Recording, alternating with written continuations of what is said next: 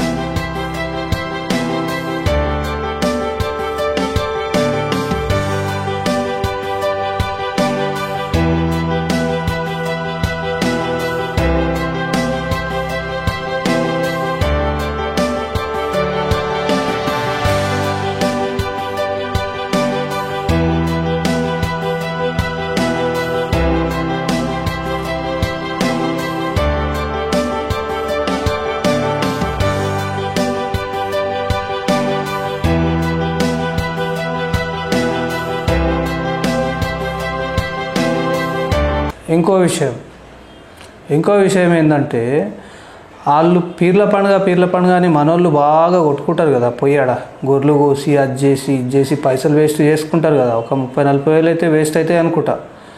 అదే ఒక ముస్లిం ఆయన ఏం చెప్తుండో అది కూడా వినండి. ఆసంత ఇస్లాం యొక్క పరిజ్ఞానం లేని అజ్ఞానులు మూర్ఖులు పెట్టుకున్న పండుగ ఈ పీర్ల పండుగ. పీర్ల పండుగ సందర్భంగా ఏ వంటకాలు అయితే వండుతారో ఆ వంటకాలు మీరు తినకూడదు, అలాంటి అధర్మ కార్యాల్లో మీరు పాలు పంచుకోకూడదు. ఏ పీర్ల పండుగ అయితే వీళ్ళు నిర్వహిస్తున్నారో అది షిర్కుతో కూడినటువంటి పండుగ, అది బిదాతో కూడినటువంటి పండుగ, అది వృధా ఖర్చులతో కూడినటువంటి పండుగ. పీర్ల పండుగ అనేది ఇస్లాం కాదు. ఖురాన్ నుండి ఎలాంటి యొక్క దలీల్ లేదు, హదీసు నుండి దలీల్ లేదు, సహాబాలు చేయలేదు, తాబయిలు చేయలేదు, తాబయిలు కూడా చేయలేదు. ఈ పీర్ల పండుగ అనేది ఒక దుష్ట కార్యం. పీర్ల పండుగ అనేది ఒక శైతాన్ యొక్క కార్యం, ఒక బిదాత్ కార్యం, ఒక షిర్కు కార్యం. ఈ పీర్ల పండుగ అనేది ఇస్లాంకు సంబంధం లేదు, ముస్లింల పండుగ అంతకంటే కూడా కాదు సోదరులారా. విన్నారా? చాలా. ఇంకో విషయం ఏంటంటే ఒక ఆడపిల్ల, ఇప్పుడు ఈ జనరేషన్లో ఆడపిల్లలు ఏం చేస్తారంటే నాకు టిక్టాక్లు లిప్టిక్లు పెట్టుకొని అది పెట్టుకొని సిర కట్టుకొని ఓ పిల్ల ఎంకటి అది ఇది అడ్డగోలుగా పాటలు వాడే కన్నా ఒక అమ్మాయి ఏమంటుంది వినండి. ఇది వాట్సాప్లో వచ్చింది నాకు, చూడండి ఒకసారి. ధర్మం గురించి కొట్లాడే వాళ్ళకి సపోర్ట్ చేసి ఏమైనా నేర్చుకోండి. హిందూ ధర్మంలో పుట్టినందుకు ఇది కూడా చేత కాకపోతే ఇంట్లో గాజులు వేసుకొని కూర్చోండి. సీతారాం. చూసిరా? ఇంకోటి చూపిస్తున్నా. ఏంటంటే అది మీరు ఉమ్మిచ్చింది ఉచ్చబోసింది ఎంతమంది తిన్నారో తెలియదు, కానీ అది నేను చూపిస్తున్నా. ఎంత మంచిగా ఉమ్మిచ్చి ప్యాకింగ్ చేస్తుండు మనోడు. ఒకడేమో రొట్టెలు వేస్తాడు, ఉమ్మిచ్చి రొట్టెలు చేస్తుండు. ఇంకోడేమో ప్యాకింగ్ పార్సల్ ఏం చేస్తుండు, ఉమ్మిచ్చి పార్సల్ చేస్తుండు. ఎంతో మంచిగా ఉన్నాయి. అందుకే నేను చెప్తా, వాళ్ళ హోటళ్ళల్లో తినగొద్దు మనము. వాళ్ళ హోటల్లో తింటే ఇక వాళ్ళ ఉమ్ము వాళ్ళ ఉచ్చ తినాల్సి వస్తుంది. ఇక అందుకనే మన హిందువులకు జాగ్రత్త చెప్పేది అది. ఇంకో విషయం ఏంటంటే, మనం ఇన్ని రోజులు తిరుపతి బాలాజీకి ఎంతో భక్తి శ్రద్ధలతోనే ఎంతోమంది, ఎన్నో లక్షల మంది పోతారు కదా. ఆడున్న లడ్డు తింటాం, ప్రసాదం తింటాం, అన్నీ తింటాం కదా. ఇన్ని రోజులు ఈ కొండగొర్రె ప్రభుత్వం ఉండే కదా, జగన్ ప్రభుత్వం.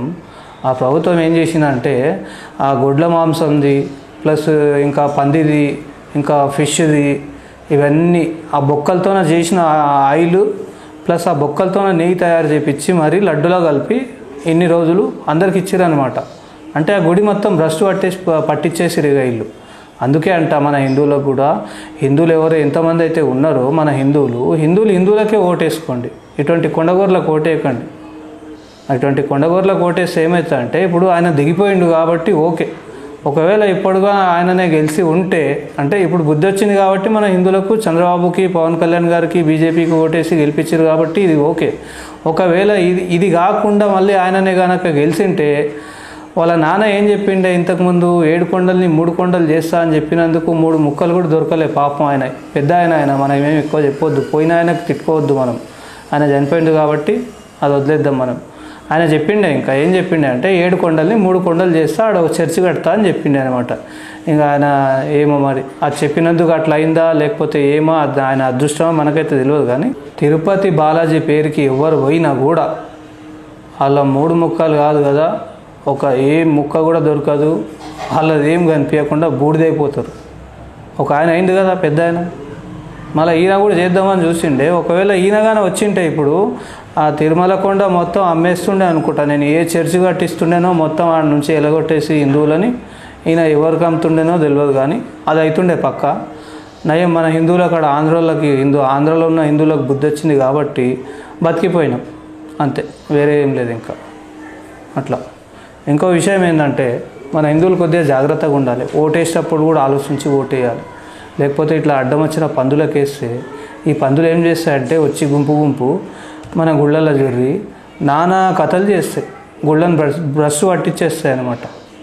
అది అందుకని హిందువులు జాగ్రత్తగా ఉండండి, అందరు ఏకంగా ఉండండి. జై శ్రీరామ్.